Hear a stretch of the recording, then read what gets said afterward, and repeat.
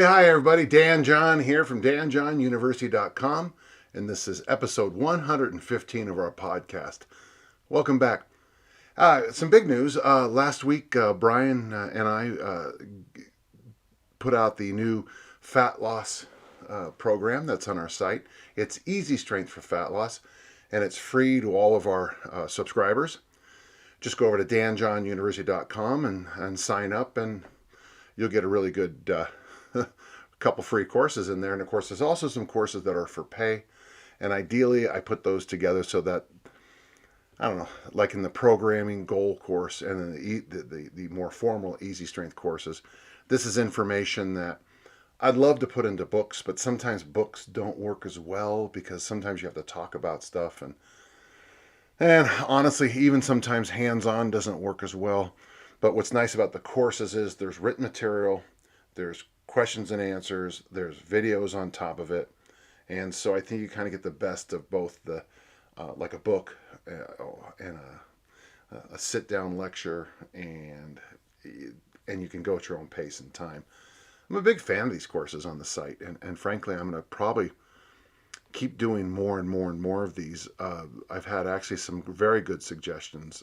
Anne, my good friend Anne Reese, came up with the idea that I should do the hip displacement continuum, which is always it always makes me laugh because when Coach Barbiero and I came up with that phrase, and it's been stolen by someone online who claims to have invented it. But what's funny about that phrase is that my dog at the time, Lexi, she had dysplasia, so we called it hip displacement, and that's where the whole thing came from, which I guess isn't as funny as I thought, but at the time it was. So she wants me to do a course on the goblet squat to like the hip thrust, the swing, and all the way up. And I like that idea. The only problem I've had as I've tried to put this together is so much of it has to be done hands-on. So it would be an interesting course, and I'm working on it logistically, because it wouldn't be a lot of writing, it'd be a lot of hands-on, so it might change everything I want to do. But if you're interested in specific courses and you got good ideas, send them here at podcast@danjohnuniversity.com, and I'll certainly look at it. The website is going well. The forum is wonderful. The one thing I like a lot is that people share their insights. Some of the members of the forum will do a program for 8 weeks and then tell us about it, and then give us a kind of a blow-by-blow description of every day, every rep, and every set, and the lessons that they learned, which is radically different than what you usually see on the internet when someone just reads an article and then has 1,000 questions without even trying to do it themselves, which is something I struggle with. And if you've watched my work enough, you know that it kind of bothers me sometimes. And I make sarcastic remarks, and then people make mean comments about me in the question in the feedback here on YouTube, and that just hurts my little soul. Okay, we got some questions, so let's begin. Our first question is a simple one. Is from Tim. Your thoughts on wearing blood flow restriction band on arms and legs during your post-lifting walks? Yeah, not even a little bit. I don't think it's a good idea at all, Tim.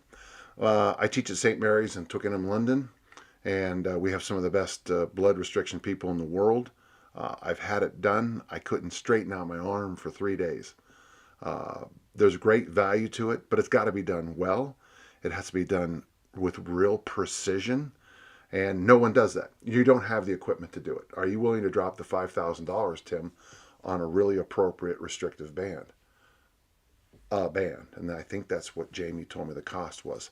That's a lot of money. And so if you're just going to do it bro style, where you take your your bandana and wrap it around your arm, I mean, I just think that is a formula for that's a tourniquet, and you might want to rethink that doing it. No, I'm not a fan of blood flow restriction at all. I mean, I just think it has to be done really well, and because of that, it has to be done. The equipment's expensive. The results. I mean, if you're gonna outfit a gym with you got 50 blood flow restrictors. I mean, that's a lot of cash. That's a lot of kettlebells. That's a lot of. I'd much rather you take that $5,000 and take your client to an all-inclusive place for a couple of weeks and train them, twice a day, and have them eat, an overwhelming number of vegetables at every meal, and lay around the sun and play volleyball all day. I think you get a lot more results out of that from your 5,000 than by the cuff. When people give me the feedback on it, and they say, it really could be great, it takes me back to isometrics, where done correctly, in 1961 and 1963, isometrics really help people. But there's that little word there, done correctly. Done correctly, blood flow restriction can be really good. But I almost can guarantee the vast majority of the people who listen to my podcast, and you're good people, it's just you're probably not doing it correctly. So Tim, that's my insights. I think you get a lot more value out of picking up a heavy weight and suitcase carrying it than you do from most of the stuff I read. Not a real positive review, but I think it's honest, and I'm sure people down below in the comments will one-up me on this one, as we always have to do. But once you've been with the best brains in the world on a thing, and then some gym guy takes it and says, we're doing the same thing, you can't help but go, that's not what we're talking about. So I don't know if I help. Okay, thank you. We have a question from Karen. I have recently attended the RKC1 in the UK, United Kingdom. Why don't you wait for me or ask me to come out and do it? I was perhaps a little naive going into this, as we all are, and can give all the excuses in the world, but it unfortunately meant that I didn't pass the snatch test, and my clean technique wasn't up to speed either. I always think this, Karen. If someone passes the snatch test and fails any of the technical tests, that's me as a teacher. That's on me. So the fact that you failed the snatch test and had clean technique issues makes me think that there's issues with your ballistics, but I can't see it. I can only read what you're writing here. Having started listening to your podcast, it led me to your programs on your website. I am so happy that I found your website and the Easy Strength program. I had previously been lifting one lift once a week until I started Easy Strength, and with so little frequency, my body didn't feel as primed for the lift as it does now. I'm a 44-year-old mom, personal trainer, and I love to train every day, as we all do. The program is so simple, and I can feel the difference in confidence as well as strength, even after only 2 weeks. I look forward to letting you know where I get to with deadlifts at the end of 6 weeks. I currently manage one rep at 110K. 44-year-old mom, 110K deadlift? Atta girl. Not bad. And that didn't feel like a horrible attempt, so I hope to be confident in repping out 100K plus. Once I have completed the program, I intend to swap the deadlifts for front squats and see if I can make some improvement there. Will this be a good idea? If you're on my website, and I'm not trying to always just sell danjohnuniversity.com, why don't you take both the Easy Strength and the Advanced Easy Strength course, or at least look at what I've written there. I've got a ton of information. In the downloads, I have basically almost a book length. I have 3 downloads. It's basically a book length overview of Easy Strength. I don't know if we can make squats work with Easy Strength. So that's why in the advanced course, I think I have 3 whole chapters discussing squats and why I don't think they work, and then why I think they work, and then maybe the real value of squats. It's something like that. And it's way too much for a Q&A podcast answer. It's hard to make squats work in Easy Strength. I think the reason is because whereas the deadlift is basically a hinge where you're holding on, the squat has, I think, this is my thought, and I could be wrong, the squat has too many things going on every single rep. Every single muscle, every single muscle is involved in anything you do, but I think because of it's a bit more complex than, say, the press or a pull-up, or just a simple hinge like a rack deadlift, and I think that's why it doesn't work. Also, and you'll read this if you take the course, I've gotten a lot of feedback from people that say handstand push-ups, handstand press-ups, and squats give these people a lot of hypertrophy in it. And it got me thinking for a long time. And at both handstand push-up, handstand press-ups, and squats, your hands are not really engaged. You're not squeezing. You are supporting, obviously, and you're holding, but you're not consciously squeezing and, pulling. And maybe because the grip is takes so much neurological hit. I'm wondering if that's why the squat and the handstand press up are so good for hypertrophy work. And you even throw the dip in there too. I've had a lot of good results with young men who could handle the dip. It hurts a lot of young men right here when they dip. But if I've got a 19-year-old and he wants to put on weight, dips and high rep back squats are amazing. So to get to your point, I just don't know if front squats work. Having said that, if you did try a 2-week bout and keep the reps like I do. So I front squat in my Easy Strength for Olympic lifting program. I front squat 3 days a week, and I only do 3 sets of 3. I do it with chains. So I got these massive chains there, and I don't use a ton of weight. And I'm constantly trying to think about going fast as I come up. The chains make you go fast. I think of it. And I think that works. Think maybe 2 sets of 5 or 3 sets of 3, but just keep it that simple. And just choose one. 2 sets of 5, ridiculously light. And we're talking, 40% of what you think your max might be. And stick with that. And just practice the movement, in the Easy Strength, the program, and just practice it. Practice. Don't try to really, make massive leaps on it. Take your time. But Karen, I'm very impressed. I think so. Do I think it's a good idea? Okay, I'm saying yes, but then there's all those, asterisks and caveats, and read to the bottom of the page. Strongly recommend you at least read the downloads, and I really would think signing up for, taking both the courses would be worth your time, Karen, especially if you want to continue on as a personal trainer and use this with your clients. You need to be able to answer those questions before they come up. My other question is to ask you if you have any tips towards working toward the snatch test and cleans. Yeah, if you're on the site, I've got that massive program teaching you how to pass the snatch test. I think it is a case of just practice, really. Is twice a week a good enough amount for snatch practice? Yeah, that's exactly what I would tell you. And what I would do is I would do one day where I do the snatch test. But again, asterisk, caveat. So maybe, we'll just pick a day A, pick half the load that you do on your snatch test. I don't know if you did the 12 or I don't know what your number was, but you might not even have a heavy enough bell. But let's just say you take the 8 or the 10 kilo bell and snatch it 100 times and time yourself and do a snatch test with half the bell. Maybe the second week on that day A, you would do a 10 kilo, 100 reps, rest, take your time, and then do 8 kilo, 100 reps. And practice doing the 100 reps. And the thing we always say is it your lungs, your guns, or your buns? For me, with the snatch test, it's my lungs.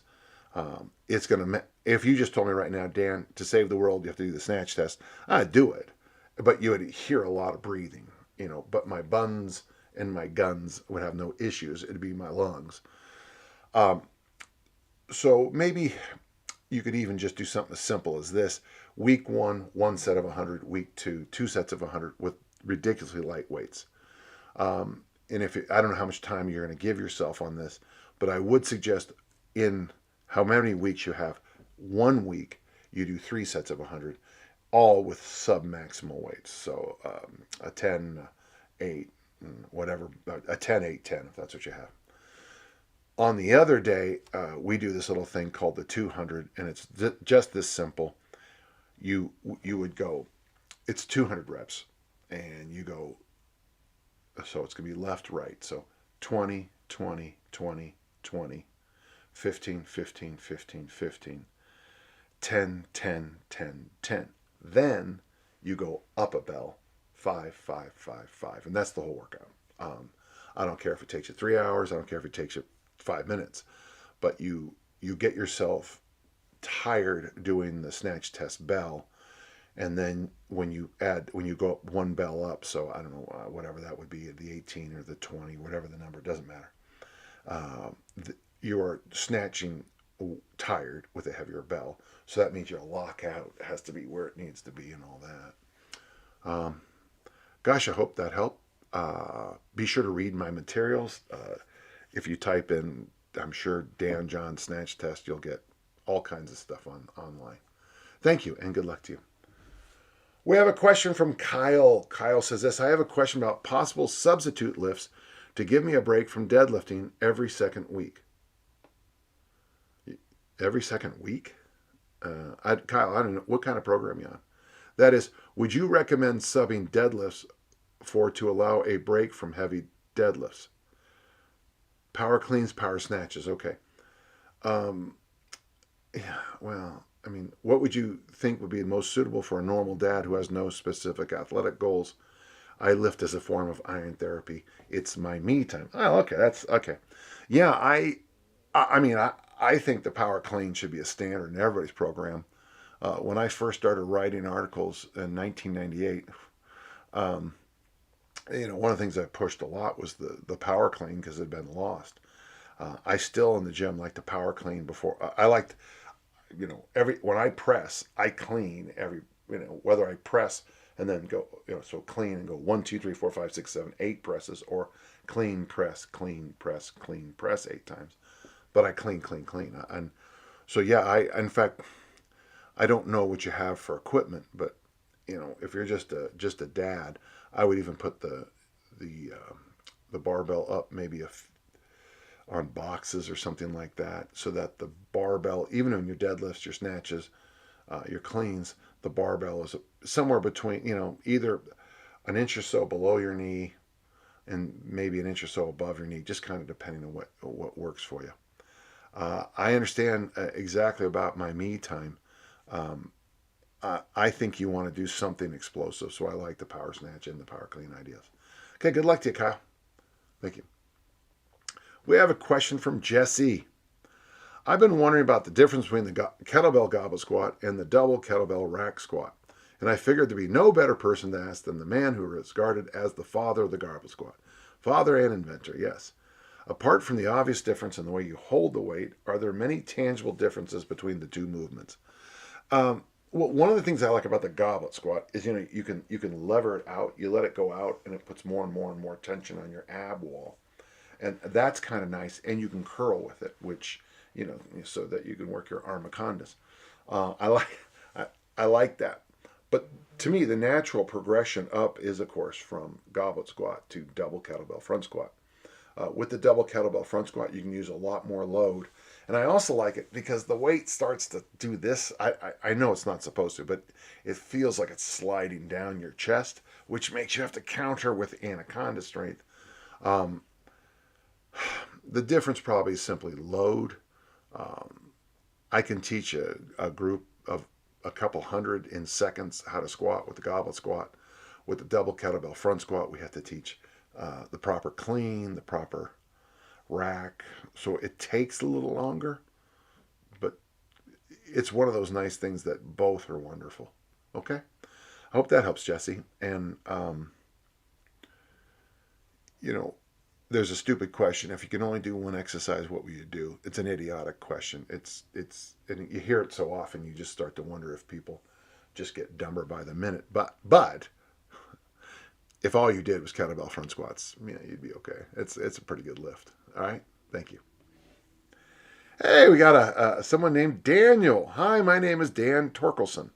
I'm 73 years old and I've been lifting weights for over 5 years, around 3 times a week. That's great, Dan. That's great. Primarily heavy, light, full body programs using basic deadlift, back squat, bench, row, and press. Strength-wise, I estimate maxes at deadlift around 300. Back squat, I lift my weight. That's 210 for 5. Bench 135 for 8. And max press is weak, 95 to 100 is my 1 rep max. Example of problem. Currently doing 3 by 8 on heavy days. Starting weights around 55 of 1 and progress weights around 2.5 each week. My bench and press plateau around 70% of 1 rep max. Of course it does. And actually start to regress each week as I add weight and start reducing reps. I'm actually lucky to bench one set of 8 at 125 now. This pattern repeats frequently. I take a deload week and try something else for a month or two and go back and the same thing, like Groundhog Day movie. Not really making any good progress over time. It's frustrating. My blood work is normal and in good health, by the way. Thanks for any insights. Oh yeah, Dan, this is a very simple, classic thing. You're just stuck. 3 sets of 8 is one of the best programs ever put on the planet Earth. I mean, it's the Lorne Protocol. It's brilliant. There's nothing wrong with it except for one problem. Everything works for 6 weeks, Dan, and then you have to change up. What I would suggest to you is I would have you look into Jim Wendler's 5-3-1 workout. Certainly make sure I would, if I were you, I would buy Jim's programs, but I'm sure you can just read up on it at T Nation. He did a lot of great articles over at T Nation. But really, it's and I would suggest a variation for you because of your age of the Bigger But Boring program. In fact, the Bigger But Boring program might not be a bad thing either for you. Yeah. So basically, you're lifting. 2 of your workouts every week. One day you would bench press and squat, and it's the 5 week. And the other day you would deadlift and military press, and you do the 5. So it's basically works out to about 3 real sets. And after the bench squat day, you do 5 sets of 10 in the press and 5 sets of 10 in the deadlift. But in your case, you could drop that way down if you like, and just do a couple sets of 10. 3 sets of 8 would be great too. And then week 2 is up to 3, and week 3 is sort of kind of a single, and week 4 is your deload. My brother Gary, he's just, you guys are about the same age, and he stuck on that program. I want to say he did that for 2 or 3 years, just sticking with the program. And of course, he also threw in suitcase carries and farmer walks. But he did it for 2 or 3 years and really had a lot of success with it. 2 or 3 years. I mean, that's stunning. I think you're just getting stuck at that 3 sets of 8 workout. And by the way, 3 sets of 8 is a great workout. So is 5 sets of 5. And so is, 3x3, which is what I'm doing now. They're all great until they're not. And then you have to change things around. Generally, I think things work for about 6 weeks. Weirdly, though, the Wendler programs thing seems to work for a lot longer, which is really high marks. Okay? Thank you. And if you have more questions, let me know, okay? Because I'm interested because of your age and your relatively youthful training age. Thank you, Dan. We have a question from Joey. I'm encountering a problem with my kettlebell work. My swing has always made my back flare up. Wow. Even after multiple form checks with certified coaches. I have even dropped down to a lighter bell size and stuck with only 2-handed swings, which I agree with you. I have given up on the one-handed swing for now, and I completely agree with you on that. However, I tried a couple light kettlebell snatch workouts recently when I wasn't able to make it to the gym a few times a week. I did the same weight, same number of reps in the kettlebell snatch, but without any issues in my back, even though I've never gotten a form check for my kettlebell snatch and can tell that my form is not as solid as a 2-handed swing. I was wondering if you had any insights on this or any advice for swinging without back issues. Joey, I just think you're doing something wrong. Well, no. There's either something wrong or you're doing something wrong, okay? I know that's, But what's interesting is that you tell us that the snatch doesn't bother you. And I'm wondering if it's because the snatch has so much more. You can have a crappy swing. I tell people at certs, I tell the assistants, try not to look at people the first 2 or 3, 4 swings, because generally people are not very good in their first couple of swings. Now, I'm sure there's, the greatest kettlebell minds of all time are going, every kettlebell swing must be perfect. But the truth is they're not. Weirdly, though, with the snatch, people's technique seems to be a lot cleaner, and I'll tell you why. Because that is where the snatch finishes. And you should finish with the bicep on your ear.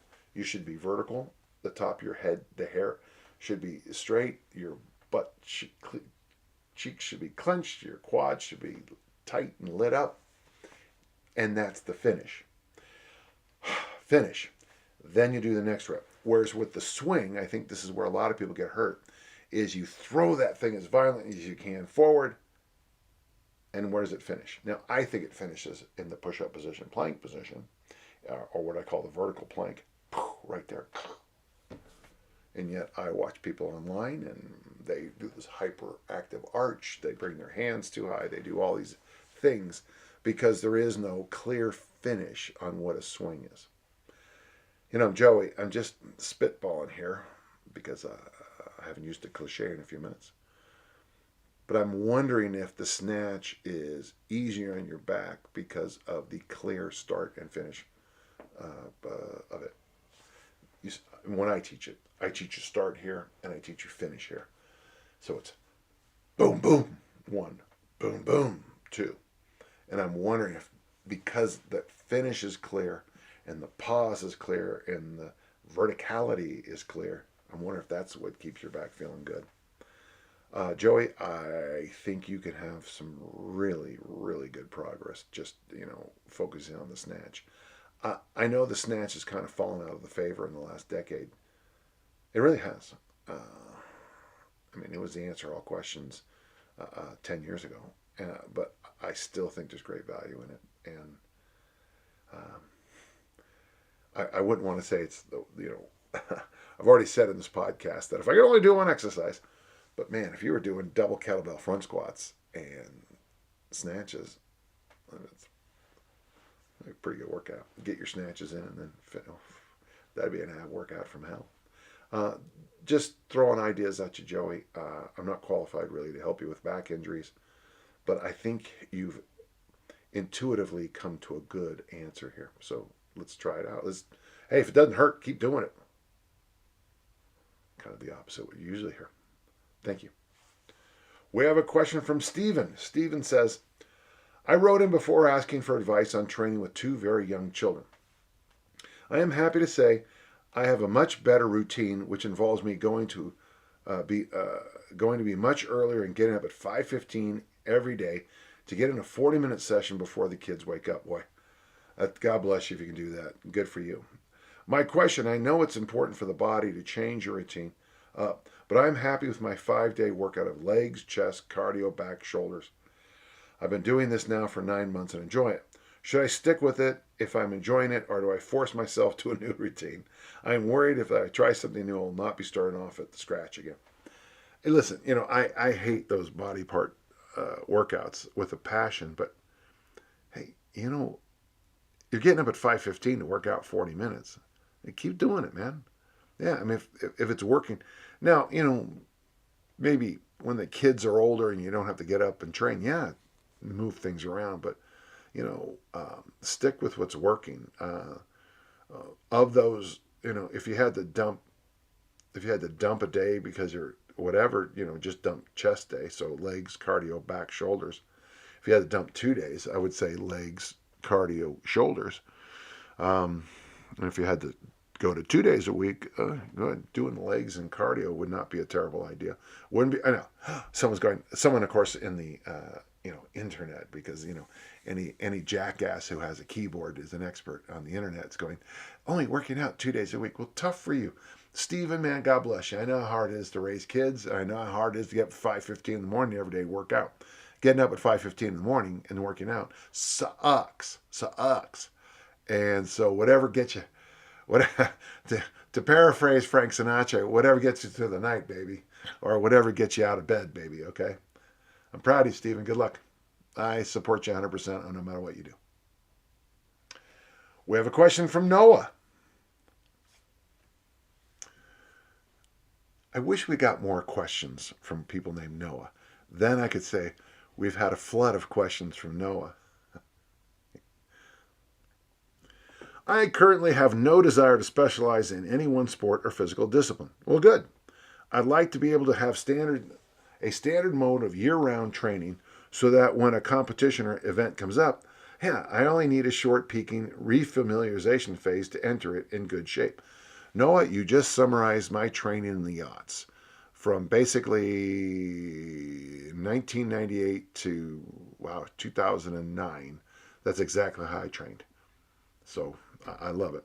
When training qualities do you think would be what training qualities do you think would be best for me to focus on that would have the most carry to all sorts of athletic activities, ranging from long distance running, obstacle courses, strength sport, team sports, without bogging me down in trying to maintain every athletic quality at once?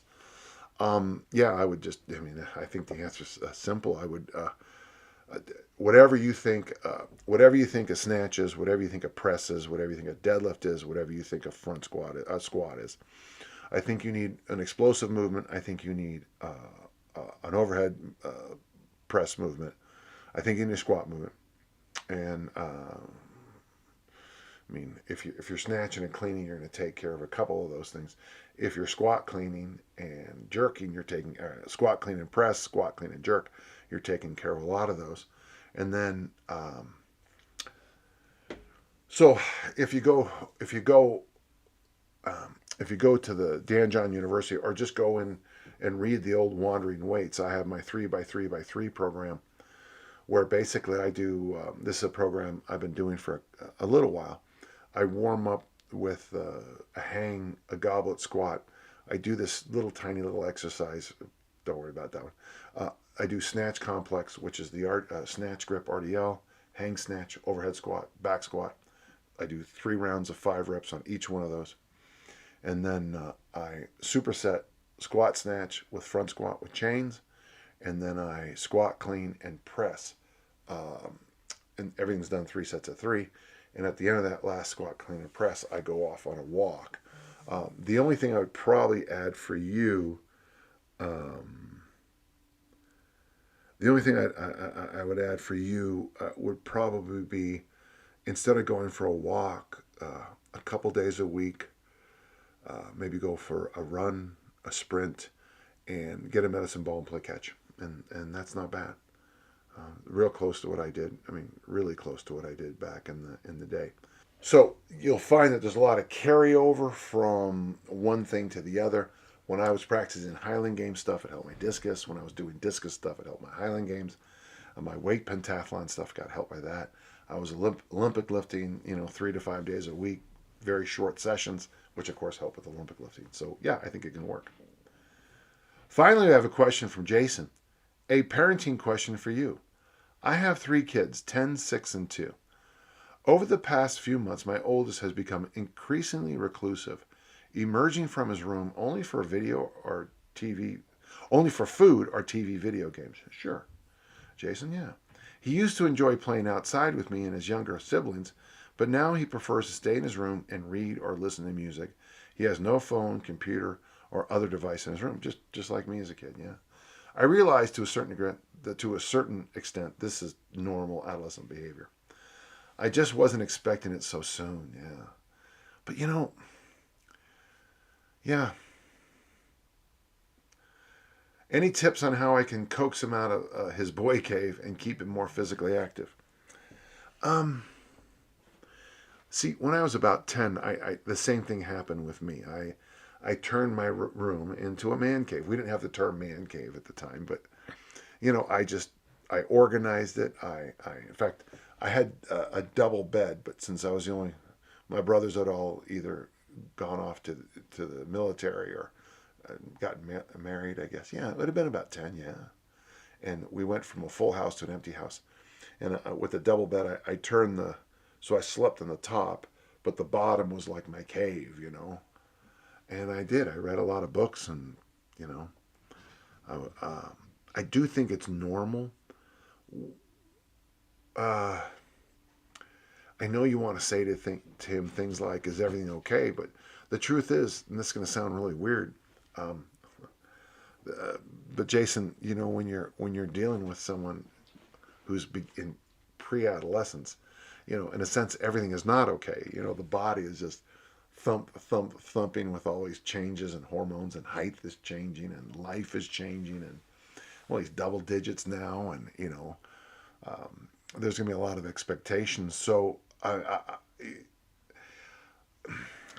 I can just tell you, this too shall pass. I think we all know that. But I also know how hard it is when my daughters would just shut themselves up. I remember that fairly well. And the fact that they just don't want to be around.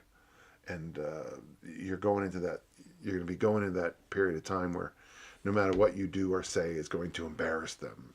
Oh, you embarrass me. It's like, we're at an amusement park. Trust me, I'm the least embarrassing person here.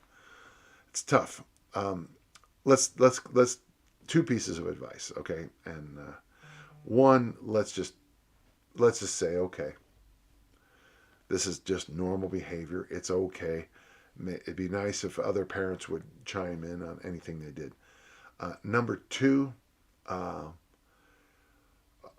continue to ask and make and occasionally do what my brothers did to me.